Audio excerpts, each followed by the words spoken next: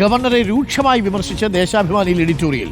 മുൻഗാമിയേക്കാൾ മോശമല്ല താനെന്ന് തെളിയിക്കാനുള്ള ശ്രമത്തിലാണ് ആർലേക്കർ എന്നാണ് വിമർശനം. RSS പ്രത്യയശാസ്ത്രം പ്രചരിപ്പിക്കാൻ രാജ്ഭവനെ വേദിയാക്കുകയാണ്. ഭരണഘടന എന്ന് കേൾക്കുമ്പോൾ കുരിശ് കണ്ട ചെകുത്താനെ പോലെ വിരളി പിടിക്കുന്നുവെന്നാണ് വിമർശനം. റഹീസ് ഒരു സ്ഥലത്ത് രാജ്ഭവൻ ഇപ്പോൾ ഗവർണറെ കുറിച്ച് പഠിപ്പിക്കുന്നത് സ്വാഗതം ചെയ്യുമ്പോൾ മറുഭാഗത്ത് ദേശാഭിമാനിയും CPM SFI ഒക്കെ നിലപാട് ഘടിപ്പിക്കുന്നുണ്ട്.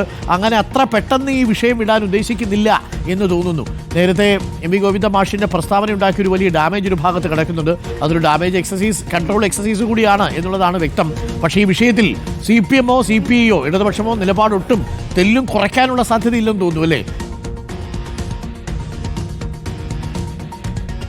അരുൺ, അങ്ങനെ തന്നെയാണ് മനസ്സിലാക്കേണ്ടത്. ഒരടി പോലും പിന്നോട്ട് ഈ വിഷയത്തിൽ സർക്കാരുമില്ല, CPM ഇല്ല എന്ന് വ്യക്തമാക്കുന്നതാണ് CPIM-ന്റെ മുഖപത്രമായ ദേശാഭിമാനിയുടെ എഡിറ്റോറിയൽ പേജിൽ ഇന്ന് വന്ന എഡിറ്റോറിയലിൽ പറയുന്നത്.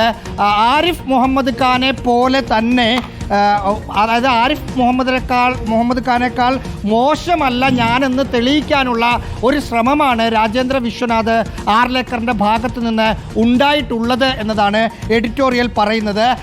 RSSന്റെ പ്രത്യയശാസ്ത്രം പ്രചരിപ്പിക്കാൻ രാജ്ഭവനെ വേദിയാക്കുകയാണ് ഗവർണർ. ഭരണഘടനാ വിരുദ്ധമായ നിലപാടാണിത്. ഇതിനെ ഒരു തരത്തിലും അംഗീകരിക്കാനാവില്ല.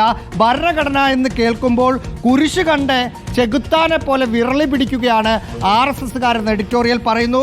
രാജ്ഭവൻ RSS ശാഖയല്ലെന്ന് ഗവർണറിനും ഗവർണറുടെ ശിങ്കിടികളും മനസ്സിലാക്കണമെന്നും എഡിറ്റോറിയൽ ഉണ്ട്. Arun, okay, thank you. Rahees റഷീദാണ് വിവരങ്ങൾ നൽകിയത്.